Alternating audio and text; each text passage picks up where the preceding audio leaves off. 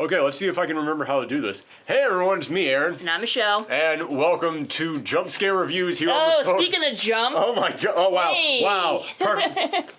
I want everybody at home to know we did not train her to jump on the couch at the word jump. That was just amazing timing. You are a showmanship, Peach. You are a showman, Peach. Okay. A show dog. Show dog, yes. Hey, buddy. Hey. Oh no. Oh no! Easy does it, Peach. Peach. This is fine. Hey everyone, it's me, Aaron. And I'm Michelle. And welcome to Jump Scare Reviews here on the Thorgy's Theater channel. This is something, okay, long story short. Just power through it, power through it. Alright, long story short, we used to have another channel which we did reviews on. We stopped about 5 years ago, but people have been asking us to come back and do them again. I really miss doing it. We really like talking about horror movies. So we used to talk about just like whatever the big new release was. We decided, screw that, we're now just gonna have a show. We're just talking about whatever horror movie we feel like doing it. And it's just that. There's nothing else to it. Mm-hmm. So, now you're all caught up, and for the very first episode, I wanted to do something special for this. Like, this was a show about horror movies. We should really start on one of the big franchises out there. Problem is, one of the biggest franchises out there has a freaking horrible first movie. Yeah, here's something that a lot of people don't know about this movie. Most people, you know, you think of Friday the 13th and picture Jason, but a lot of people don't know Jason was not the original killer in the first film. And a lot of people also don't know the first film is fucking terrible. I hate this movie. I'm letting everybody know now. The only person who hates this movie more than me is Betsy Palmer. God damn, this movie's terrible. And I watched it again this time. It was like the third time I've watched it. And I remember the first time I watched it, I was bored out of my mind, but I was a kid, so I was like, you know what? Maybe you're too young to understand. There's something in here that I don't see. Yeah. This is a famous franchise. There's obviously something that I don't see. It's weird that that guy with the hockey mask I keep seeing everywhere is not in this film, but, you know, we'll see. Maybe I'll come back to it in a few years and see how I feel about it. I came back to it in a few years as an adult who had more knowledge of the horror franchises, and yeah, really did not like it. And now we are watching it again for this. It somehow gets worse every time I watch this film. This is such a nothing burger of a movie. And it's just so weird that, like, one of the biggest horror franchises came from this movie. It's so weird that this film blew up because, for anybody who doesn't know, the reason that this entire film was made is because Sean S. Cunningham, the producer of the film, no, I'm sorry, the director of the film, and yes, I am looking off screen to see the names, and Victor Miller, the writer of the film, they basically came together and one of them said to the other one, hey, Halloween made a bunch of money, let's rip it off. And that is not me saying that. That is them saying that. They have come forward many times and said, yes, we literally said we're going to rip off Halloween. Mm-hmm. And you watch this and it feels like there was no script. It feels like they were just like, listen, we got this campground for a week. We're just going to go up there. People are going to start dying. And we have a movie. That's it. I seriously think the only reason why this film blew up and became as big as it was because of Tom Savini. Who, this is, I think, and the dog just kicked the tripod, by the way, if you heard something. Did I mention this is unprofessional? So, okay. So, for anybody who doesn't know, I believe this was Tom Savini's very first makeup job. And before this, Tom Savini was a war journalist during Vietnam. And the story he always tells is that he came back from Vietnam and he got a job doing makeup effects and he just kept looking at all this blood they had to make and he was like, I know what real blood looks like. I know what real disembodied bodies look like. I know what real severed limbs look like. All this looks fake. I'm going to show you guys how to make this stuff look real. And this is the one thing that I will say, watching this film this time, I did take away from it. And I did think to myself, oh, you know what? Actually, yeah, I gotta give it to you. Tom Savini did a hell of a job on this. Mm-hmm. Because we watched this is the very first time I ever watched this on Blu-ray. Typically before I had watched it on TV or I had watched it on like a really crappy DVD. But I watched this now on Blu-ray with like nice, crisp 4K quality. Those effects still look damn good. Like, you know, we're all familiar of, when we do these reviews, we always have like a spoiler section and the non-spoiler section. So I'm not going to go into too many details about the specific kills right now, but there's one that is very famous that involves someone laying in a bed. And despite the fact that when you actually stop to think about the hand coming in off screen and where the other hand would have to be to do the kill, it makes no sense. Listen, we all know that Pamela Voorhees, this is not, I don't count this as a spoiler. If you do not know this, I'm sorry. We all know that Pamela Voorhees is the killer of this film. And the reason why I don't figure that as a spoiler, even if you've never seen this movie before, is because there's no hints to that at all. We'll get into that later. But yeah, when you actually think about like where her hand would have to be for the hand to come in off screen and for where the other hand would have to be, is like, oh my god, she's like part orangutan. she's seriously like, if she took that sweater off, she would have like just like she would have like those characters from One Piece who have the double elbows, like the super. Yeah, it makes no sense. However, I remember always looking at that and being told like, oh, this is such an impressive kill. And the 2 times I saw it before, I was like, it's fine, it's okay.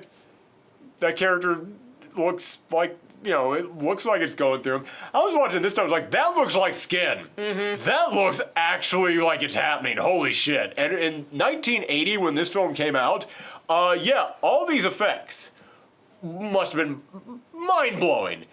And I guarantee you that's the only reason why this movie blew up. Because there's nothing special about the characters, the story isn't interesting in any way, there's hardly a plot. And I don't even mean that as in like, oh, the premise is very simple. No, I mean, it feels like they just put these kids on a camp and were like, we don't have a script. Just do whatever. Go. Just go, just vamp. Just stretch. Like, this was the majority of the directing that, oh God, what was his name? Sean Cunningham. This is the majority of the directing that Sean Cunningham had to do.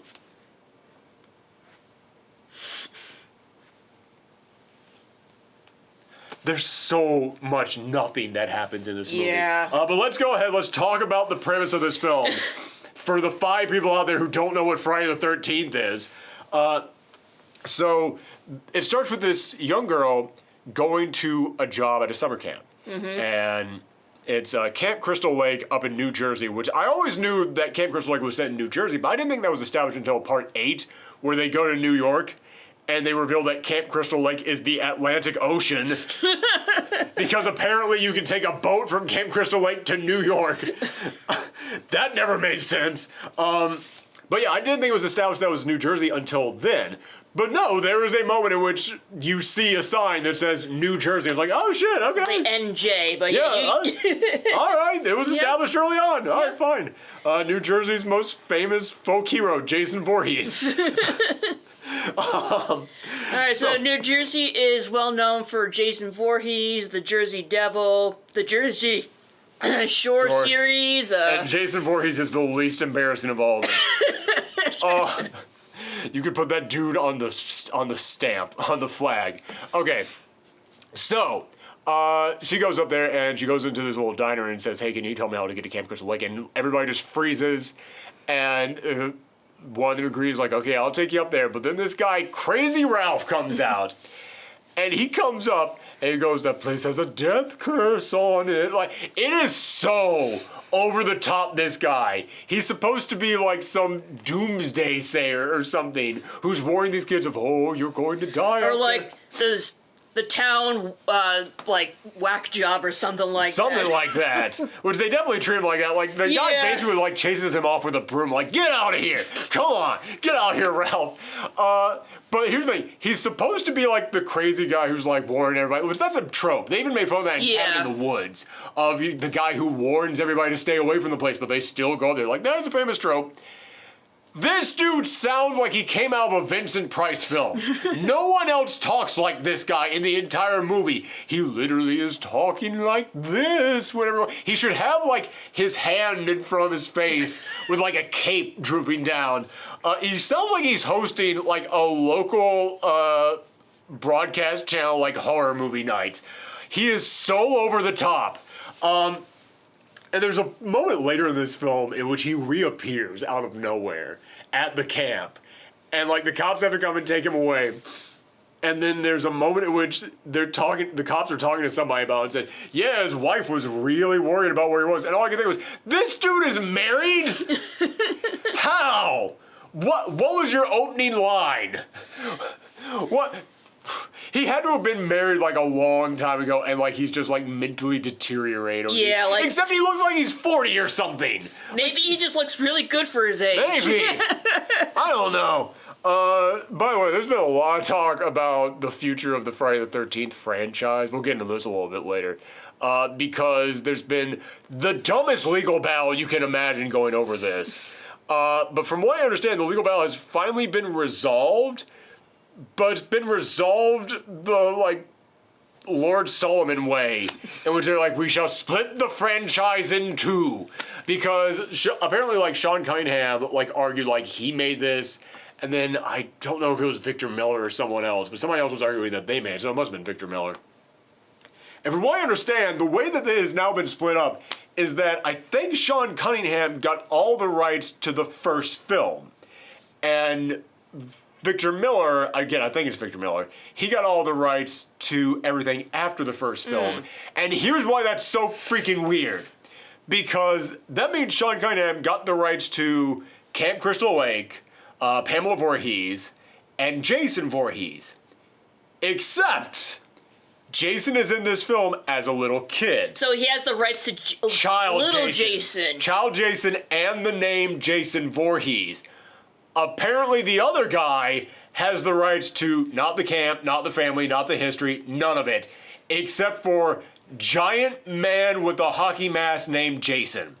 That's it. As long as you don't mention anything about his past, you don't say his last name, apparently that's how that Jason will now exist. It's the dumbest goddamn legal battle I have ever heard. I keep saying this. They should just have gone, listen, no, you were playing nice? Tom Savini, it's yours. Like because like I said, he's the reason this is famous. That's it. But yes, the reason why I bring that up is because apparently there's going to be some kind of a show that is going to focus on like a prequel or something. Like, I know people have made jokes about this happening, but apparently it's actually happening now. And a lot of people have been going like, well, what the fuck do you have the rights to in the first movie? And like, Crazy Ralph. Oh god, it's gonna be the origin story of Crazy Ralph. But yeah, so anyway, the prequel will be called Thursday the 12th. 12th. That's way. God damn it. That's actually very appropriate. I could see them doing some dumb shit like that. So we got off a little bit of a tangent there. This guy agrees to take this girl up to Camp Crystal Lake, and as they're going up there, he's telling her that, okay, you need to leave. You can't go there. That place, something's bad. A kid drowned in, I think he said 67, and it was, I want to say 67, because this is 1980, and it was a while back. It says, like, kid drowned in 67, then two counselors were killed the next year. Mm-hmm. And then there were some fires, and then the water went bad, and, like, that's what he listed off, and all I could think was, like, okay, kid drowning, but then the two camp counselors dying the next year, like, okay, that's definitely, like, the thing that's, like, all right, that's going to get the place shut down for a while. I've always been curious about the fires and the water going bad. Yeah. Because I've always been like, okay, fires, that could have been, like, a natural thing, especially if there's nobody up there taking care of it. But the water going bad, there's so much vagueness in that. Because I'm just like, okay, what do you mean the water went bad? Because if nobody is up there taking care of the place, yeah, of course it's going to go bad. Have you never gone on vacation for like 2 weeks and then you come back and you turn the faucet on and a bunch of brown shit comes out? Like, yeah, of course the water's going to go bad. Maybe the water went bad because Jason drowned in it. Yeah. Don't give this movie more credit. They didn't think that shit out. No, I thought of it. Therefore, Yes. it's my It's yours idea. now. It's my copyright. That's where your bit of the franchise goes. Yes. To. And you can now take that off and make all of your own little, like, property tie-ins. Yeah, like, I'll just do, like, toxic water Toxic water movies. camp. Oh God! Then the other Jersey '80s superhero appears, the Toxic Avenger. I forgot about that. Okay, so we gotta add him in there. Toxic Avenger, Jason Voorhees. By the way, Death Battle. How have you never done that? I can't remember the other people that I listed off before. Okay, so we then cut to all the kids at the camp, and they're taking care of the camp. Yes, the counselors, not counselors, like the actual kids who attend camp. Important, yes, because there's literally only been one Friday the 13th film where they opened the camp, which is so weird to me that there's literally only one. Okay. But yeah, so we see these counselors at the camp, and that's the rest of the movie.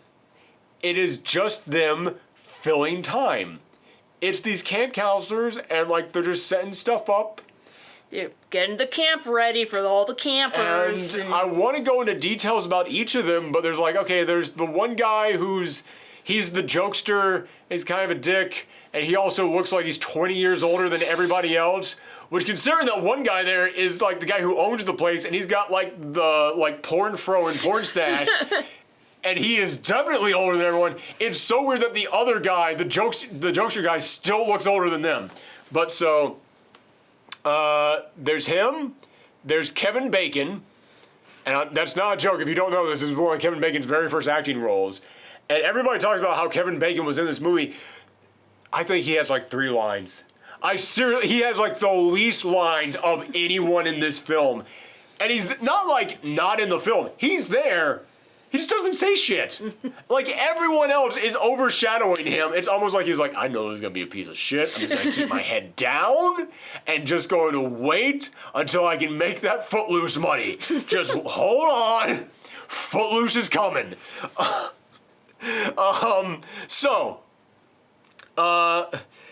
There's the jokey guy, there's Kevin Bacon, there's our main girl. Mm-hmm. Do you remember the main girl's name? Alice? Alice, that was it, yes.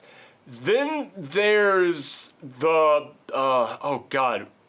Was Ben his name was Ben, right? Was he the jokey guy? I don't remember. I think he was. Because of how he dies, it does tie back to something earlier in the film. Was it Ben or Ted or... Maybe. No, Ted's in a later film. Ted's hey, Ted, where's the corkscrew? Yeah, that guy. Okay. Who was it? It was Red Letter Media who said that the majority of the Friday the 13th franchise is just people yelling out people's names. Mm-hmm. But we never know who goes to which name. No one cares. Nobody cares. So there's the jokey guy. There's Kevin Bacon. I am seriously forgetting if there was a third guy. There's the guy who owns the camp. There's, then as for the girls, there's Alice. There's the one who seems like she's supposed to be the more mature in charge one. She's the one who starts throwing out the idea of doing, strip Monopoly at some point. Then there's the one who sleeps with Kevin Bacon. I think that's all of them. I don't know. It's then there's the one who was in the truck at the beginning, but she never even makes it. She's not that. She's the lore one. She's the one there to establish shit's going down. She's the woman in the beginning of Psycho. Yeah. Spoiler for that film. Oh, that's another one that. How do you not know about that one? Although we did actually meet someone who did not know. Shout out to Kylan. Yeah, she did not know about Psycho, and I was just like, do not go watch that now. If you ever find somebody who knows nothing about Psycho, you have to sit them down and show it to them, because that is finding a diamond out there. That's one of those rare things. It's like finding somebody who doesn't know about Luke Skywalker's father. Mm-hmm. It is that rare. So yeah. I'm sorry for going on so many side quests here. But, there's really not much to talk about. It is so nothing. And towards the end of this film, I kept checking the time on this. And I was like, all right, people are now starting to die, so we're getting close to the end of it. But then I was doing the math, looking up at the clock, and I was doing the math on it. I was like, no, it feels like there's a half hour left in this thing. How? We've killed off half the people. How is there still that much time? That's because when it finally gets down to, the last girl, when it gets down to Alice, who is our final girl, it somehow goes even slower than this sentence I just said. It is, this thing comes to a crawl. It is seriously like they were just checking the time and they just said, oh my God, we don't have enough length here for a feature-length film. Stretch. Just like I said, this is Sean Cunningham's directing. I keep thinking back to the scene where she's blocking the door. I was going to bring that exact thing up, and that's not even the start of it. It's because before that, she thinks her friends go out to check on something, and she's like, okay, where they should have been back by now. Except she's not like saying any of this. We don't get a shot of her sitting there going like, that's weird. They left like 20 minutes ago. I wonder where they were. No, we just get shots of her walking around this cabin. No music, no nothing. Just walking around. Makes herself a little coffee. Doesn't put the lid back on the thing. Which you point out to me now, I can't not see it. It just takes time. Swirling around her cup. Walks over there. Checks out what's there. Walks into the closet. Looks in there around. Just walks around a little bit more. And I know somebody's going to say, well, they're trying to build tension on that. And it's like, in a normal film, yes, I can understand what that be building tension. Except that the rest of this movie has been so freaking slow that... Hey, buddy. You want to hop up here? Come on. Oh, there you go, buddy. The rest of this film has been so slow that this just magnifies it. This, at the end of it, it is excruciating how slow it moves. And then it gets to that scene that you were just mentioning, where she thinks something is outside, and she has to like start. I don't even remember if she now has found out who the killer is or not. I think she knows like someone is out to kill. She knows people are killing people. Yeah. Yes, but she doesn't find out who it was. Yet. But she runs back indoors, and she just like starts screaming, ah, ah, ah, and then grabs something, just puts it in front of the door. Ah, runs over here, picks up a chair, puts it on there, runs over here. I always thought it was funny how she like put things in front of the door, even though it like pulls out. She's not trying to prop it. Yeah, she's not trying to do anything to stop. I guess she was trying to like block the She did. door. We will say this because I remember making this joke is that after she sees that people have been killed, she runs back indoors and she immediately grabs a rope and throws it over the banister up there. And I remember making the joke, wow, she gave up early. But no, she takes the rope and then she tries to tie the door closed. I'm like, all right, that's the one thing you do. Yes. Which I'm like, smart. That's the one thing, because that's the thing. In a horror film, you need to make your protagonist smart. Nothing is more frustrating to an audience than when they are watching the protagonist of a horror film and they're screaming out, do this thing. Why are you not doing the smart thing?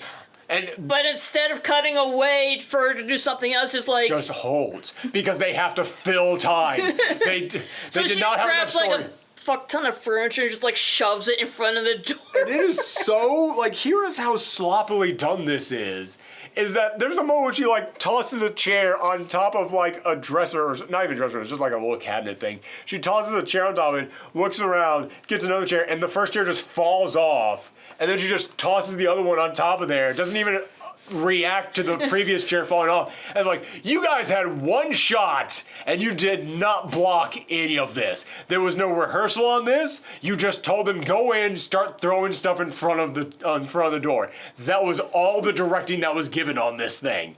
Oh my God, like, you can tell.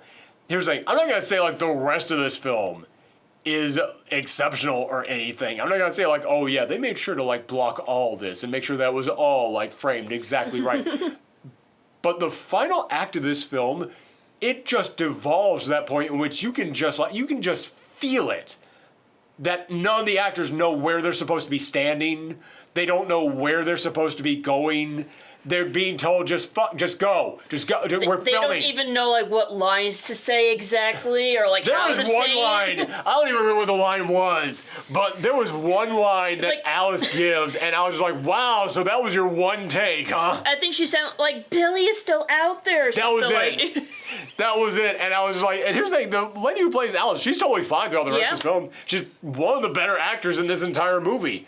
She's actually pretty decent in this. But there was like one line that she has towards the end, and again, it stands out because it's during the part of the film in which everything feels like it's improv, in which everything just feels like it's like, just move and we'll follow you with the camera. Like, we gotta wrap this up. Come on. Yeah. We stretched it out too long. Now we gotta hurry it up. And she just has this line in there in which it's just like, oh God, you were just told to just say words. But yeah, I guess we're gonna get into what I would consider the spoilery part of this. I mean, even though, again, there's nothing to fucking spoil in this because everybody knows the twist. So at the very end of this, when there's nobody left alive except for Alice, out of nowhere, this random lady appears. And she asks, "Who are you?" And she goes, "Oh, well, I'm Mrs. Voorhees. I used to work for the, whoever the guy is who owns the place. Yeah. The Carey family or something." And the lady who plays, what's-her-face, Pamela Voorhees, is played by Betsy Palmer. And Betsy Palmer was a classically trained actress.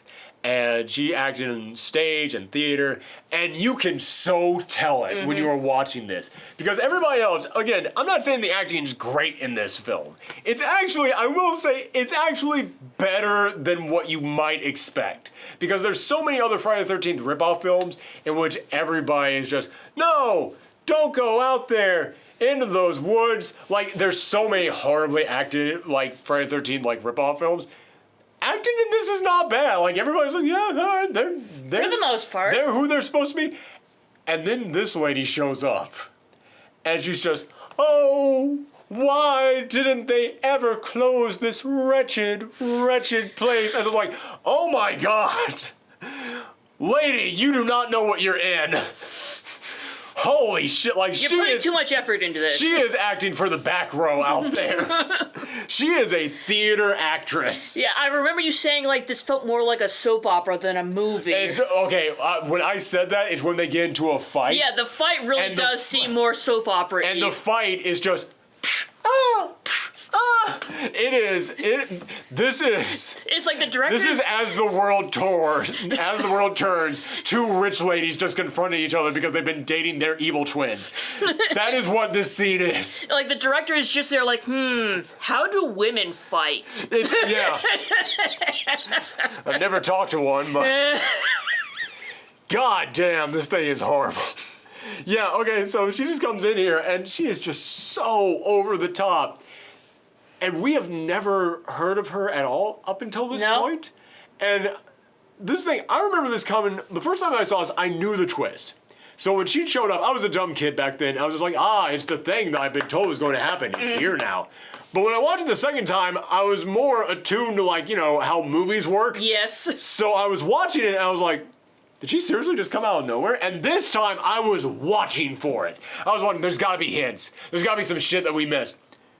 At the beginning of this film, when the guy's warning her not to go to this camp, he says, that kid drowned in 67, then the two people were stabbed in 70 something. Like the next year. The next year, yeah.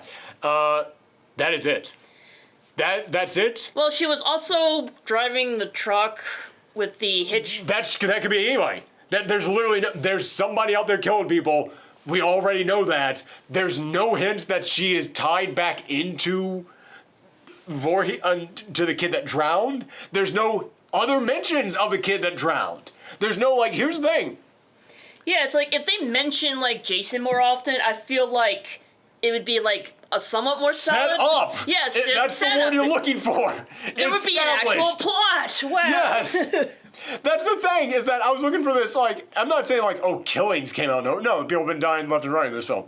What I'm saying is, okay, you cannot have the Scooby-Doo reveal be, oh, it's that person we've never mentioned. It can't be that. But that's exactly what this is. Literally, in the beginning, someone mentions a kid died in 67. 70 minutes of nothing. No reference to it, jack. And then she just pops up and it's like, my child died. And then I was like, okay, no, man. There's like a moment in which they're in the water, in which they're all swimming around. Someone needs to mention that shit. Someone needs to mention, they need to talk about how the water went bad and like talk about how it's like, oh yeah, you know, that kid died or something like that. You got freaking Ralph wandering around talking about a death curse. This dude could mention the kid that drowned repeatedly. Say some shit about that. And then, like, you know, like, at the very end of this film, this is the thing that pisses me off even more than Pamela Voorhees. And I know people are going to disagree with me on this, but I will stand by this, because the reason I'm going to disagree with me on this is because it's such a famous jump scare. It's one of the most famous jump scares in movie history, which is another reason why this film probably succeeded, is that was the last thing people had in their mind. Is that at the end of this, Alice is in the boat, and she's floating around out there. Yeah, she defeated Mrs. Voorhees. Yeah, we'll talk a little bit more about that later. I'm on a roll right now, I'm sorry.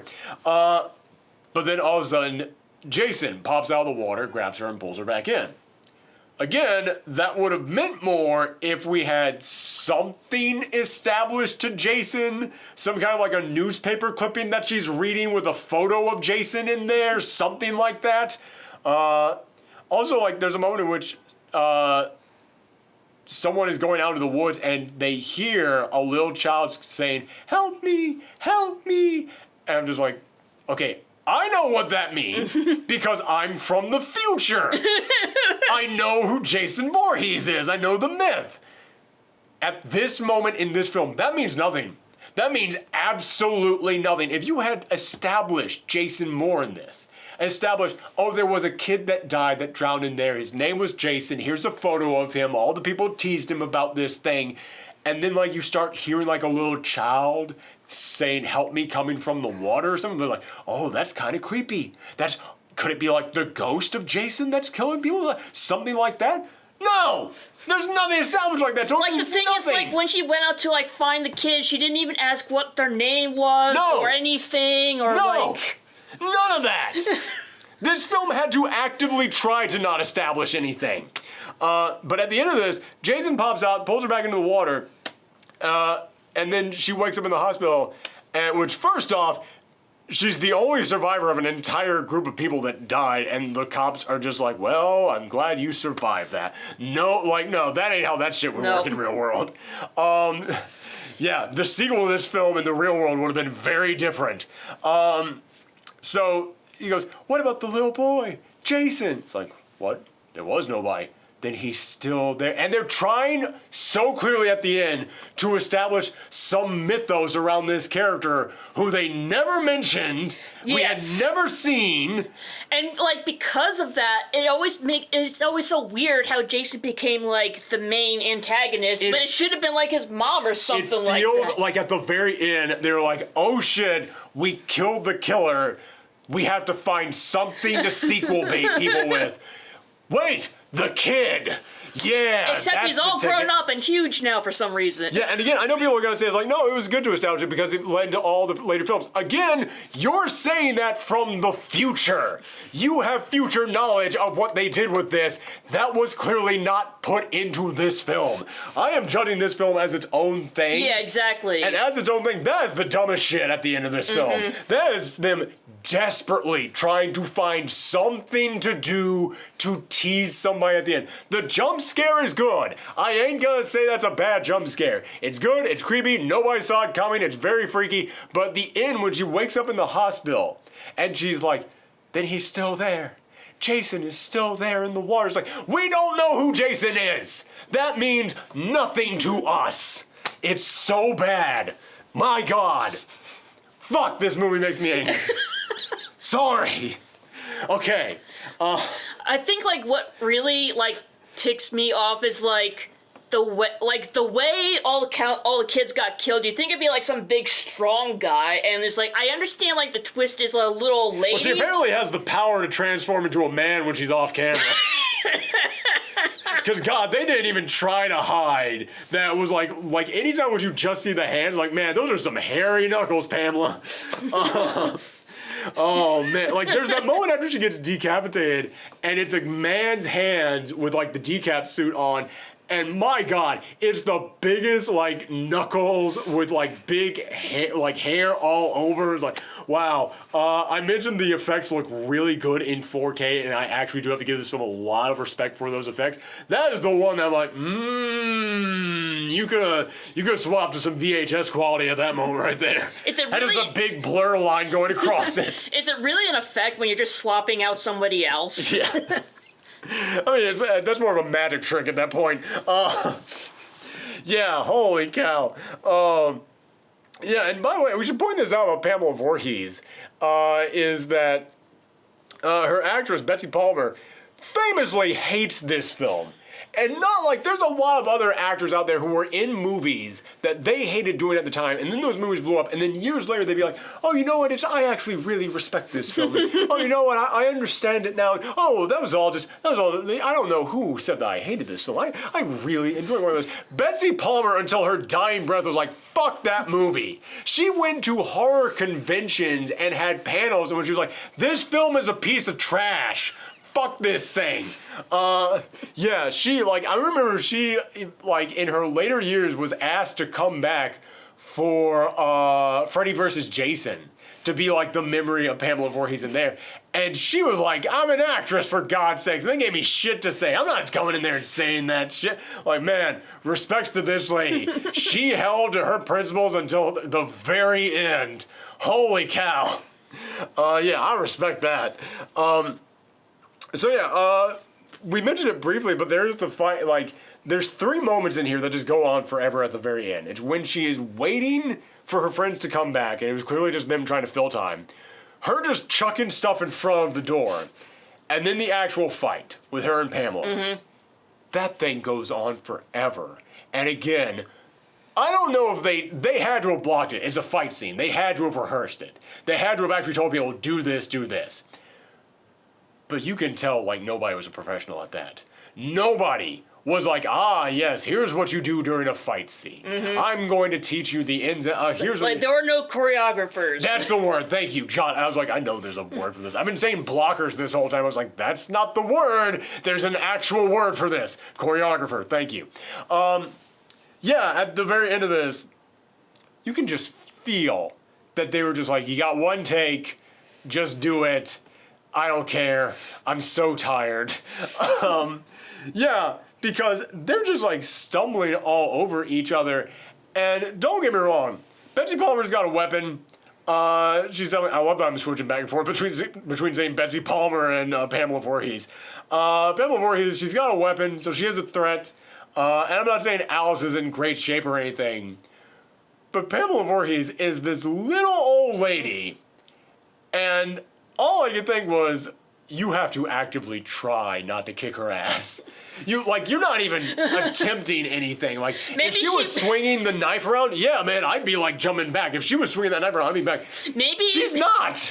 Maybe she felt bad because she was an old lady. It's like, oh, I don't want to fight back. And then she's like, all right, I kind of have to defend myself now. This is bullshit. And just off with her head. By the way, again, I love that sequence there at the end when she takes the machete and takes her head off.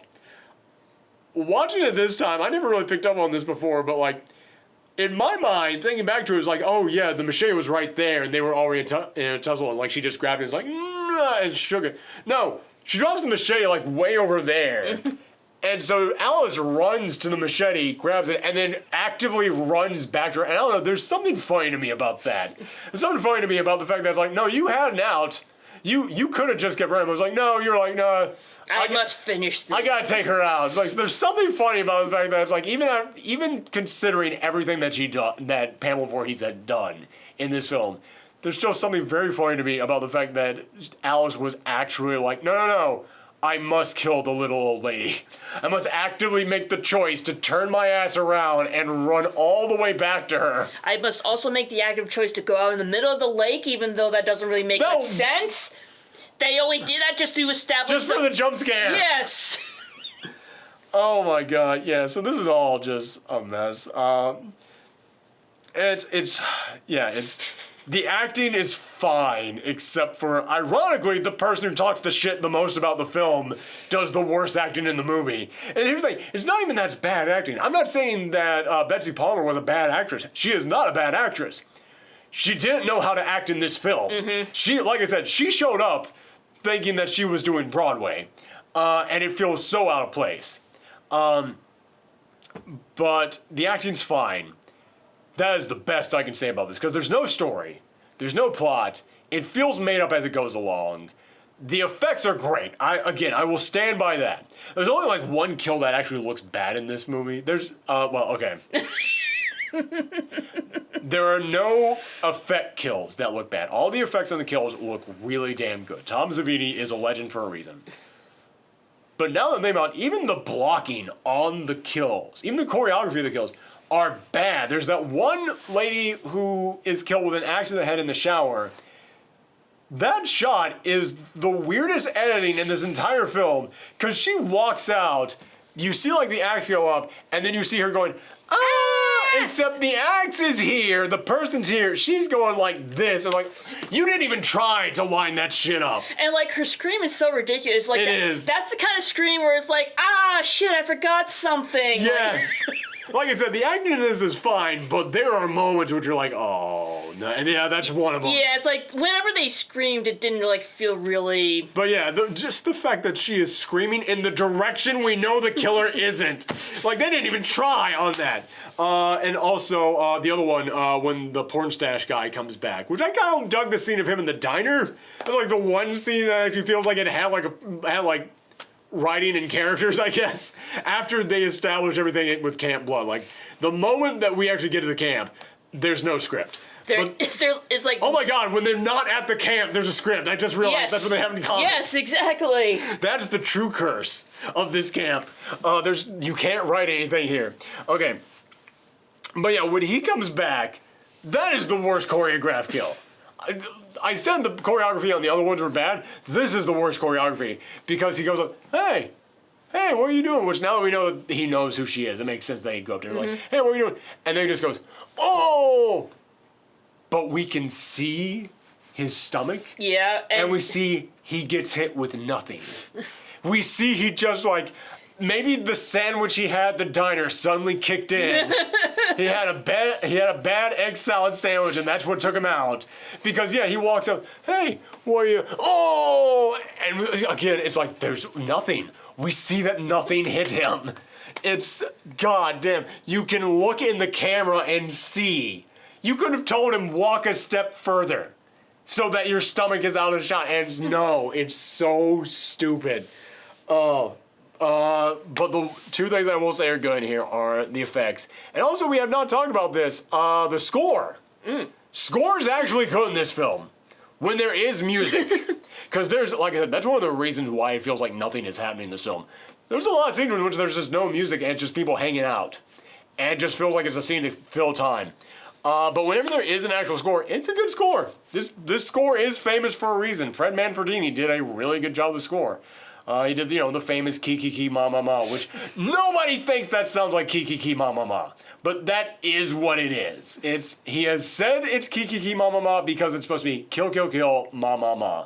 Mommy, mommy, mommy. Yeah, in other words. Because there's that moment in which Pamela Voorhees is, like, possessed by Jason. She thinks she's Jason. And he says, kill her, mommy. Kill her. Don't let her get away. I won't, Jason. Which that's the one line from her that actually sticks in my head. Is like, all right, that's where your overacting actually came into effect. That one line read should have been overacted. So good job on that. But yeah. So that's where that's where that comes from.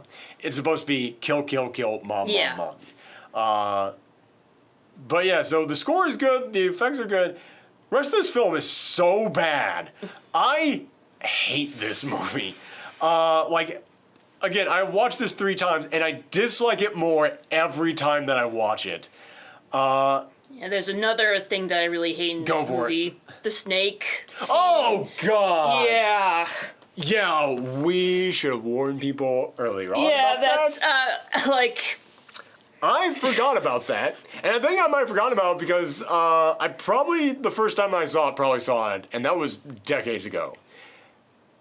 After that, I saw it on television, and I'm pretty sure they cut that scene out. We saw it on that DVD. We had the DVD collection. We saw this on Blu-ray this time, but we also have, I got for $20 every Friday the 13th DVD because it was a good deal, so I was like, screw it, I'll take it.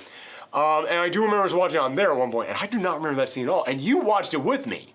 So that might have been taken out of that scene. Out of that DVD. But yeah, there was a moment in which a snake gets loose in one of the cabins. And they kill it.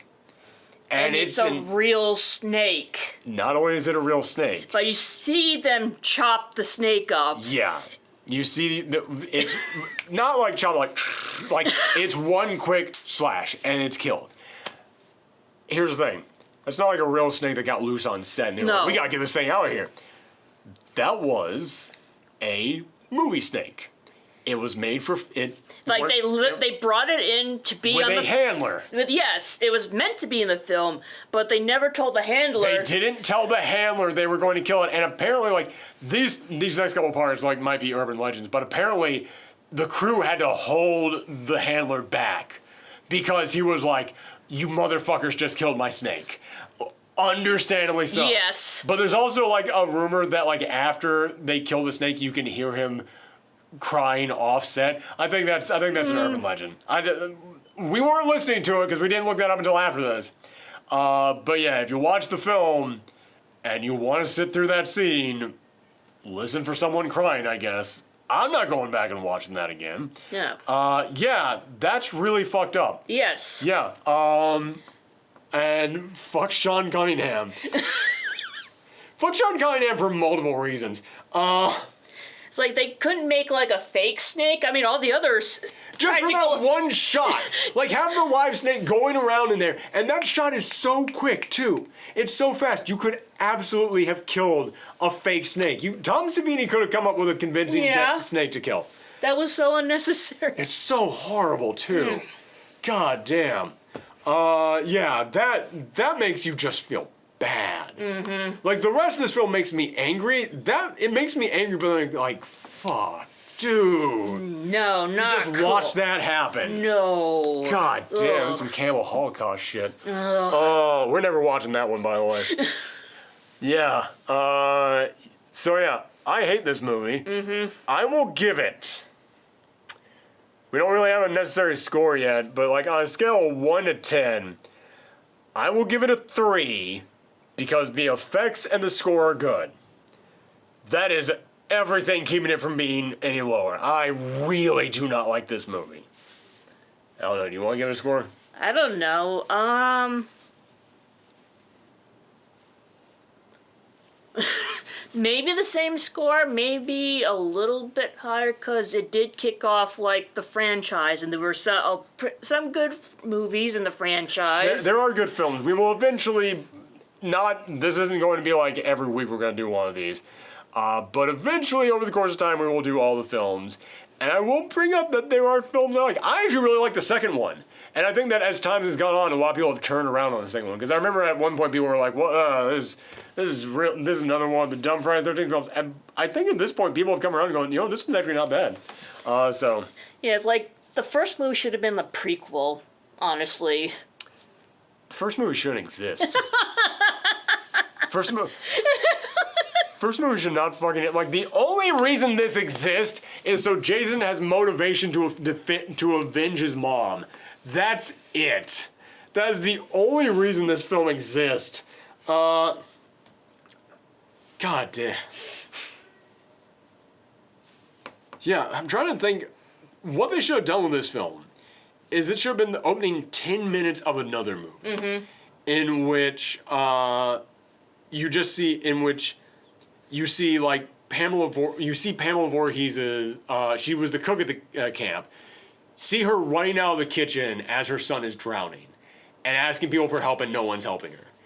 And then we see her like the next year plotting to kill people. Then like just some newspaper clippings of her like being arrested of like, camp massacre. And then like later on in the film, like I know in the second film, there's that famous scene where everybody's sitting around the campfire telling the story of Jason, which is what this film should have done. Exactly. But you could then like have like that is the opening scene of like Jason dying, his mom trying to save him, then his mom plotting the death of all these kids, showing her with like the machete or something, then like newspaper clippings of Camp Massacre. Then you get later on, like say like 20 years later, and then you cut, and then you see people reopening the camp, then you see that moment of people sitting around the campfire talking about the story of not Jason, but of Pamela Voorhees. Say Pamela Voorhees was never caught. And so when people start dying, they think it's Pamela has coming back. And then the twist is that's Jason, and then at spoilers for Friday the 13th Part 2, but at the end of the film, the last girl finds Jason's cabin out there in the woods, and he sees Pamela's severed head sitting there. Mm-hmm. And so it's like, oh, that's what happened to Pamela. And then you see like a quick flashback of like the survivors at the camp back in the 70s killing Pamela and cutting up her head or something, while Jason like watches in the woods or something. That's how that should have gone. I just wrote a better movie than this. God damn. So, yeah. So we kicked off next time they reboot the series, they know who to come to for a better story. Yeah, they know to go to an alcoholic Apple company. Did you hear about that? Do you know what I'm referencing? No. Okay, so after all these years of Friday the 13th being lost in legal limbo, like I said, they apparently split into two parts, into two ownerships. So we know that Sean Cunningham is playing like some kind of a prequel thing, because that's all he owns the rights to. But apparently, the guy who owns, again, I think it's Victor Miller, not swearing to that. But apparently the guy who owns the second half of this, all the stuff involving just a mass killer named Jason, he is trying to launch a new film. But he needed funding. So they have now officially, just like within the last month, put out the very first in like 10, 15 years, the very first official Jason film. And it's a short, like 15 minutes long. And it is sponsored by an alcoholic apple cider company. And I have not seen it, but I have listened to reviews of it. And apparently, for the first half of this not fan film, it's official. I have to keep reminding myself that this is the first official Jason film in like 20 years or something. For the first half of this 15-minute thing, there's this Apple alcohol company's bottle in every fucking shot. So this is just a commercial. It's a commercial. It's a commercial that in the last 5 minutes turned into a Friday the 13th film. And apparently, like, the first guy who dies, like, they spin him around and he's got an apple in his mouth as he's dead. And it's like, you gotta be fucking kidding me. And it's like, this is the first official Jason film. And this was where they were getting funding for the actual official Jason film. But A, this is the first thing we have gotten of Jason in like 20 years and it's official. And B, they have shown off the first Jason, and they are not calling this like Friday the 13th. Because again, they don't own the rights to that name. They're calling it the Jason Universe. They're trying to launch a Jason cinematic universe. Like, it's one film. It's one fucking film. We do not need the rest of this shit. It's one guy. That is it. And they were like, here is your first official look at Jason in the Jason universe. And it was AI. It was AI bullshit. Oh. And I'm like, it's a dude in a dirty jacket and a freaking hockey mask. You needed AI for that shit? You lazy motherfuckers. And if you like zoom in on, you can see like the collar of his jacket is merging with the, it's so stupid. Everything about the current Jason situation is dumb. It's so dumb. God damn it. It's not even a good-looking Jason design. Like, he looks so thin in it, too. It's like the entire point of Jason is that he's a brick shithouse. God damn it. Yeah, this is all bad. It's all bad. Jason's bad. Everything's bad. Bad. We'll talk about something good next time. Talk about something real nice. Yeah. Okay. That's my phone telling me to shut the fuck up now. So thank you guys for tuning in. You can follow me around the web. I'm on Blue Sky at Thorgy's Arcade. I'm also on Blue Sky at Toon Scribbles. And we will be back every single week now with a brand new horror movie review here on Jump Scare Reviews. They're not going to be like this, but I wanted to go big for the first one. And I knew that this was a big franchise, and I also knew it would get a big reaction from me. I didn't know this big. I'm just sad now. I'm glad we forgot about the snake until the very end, because otherwise I would have been at this level throughout the rest of the film, the rest of this review. I have gotten sufficiently mush-mouthed now, so it means we need to, and I'm not. Yeah, we need to end now. That's all, folks. Okay. Come back next week for a review of a far better film. Bye, everybody. Bye.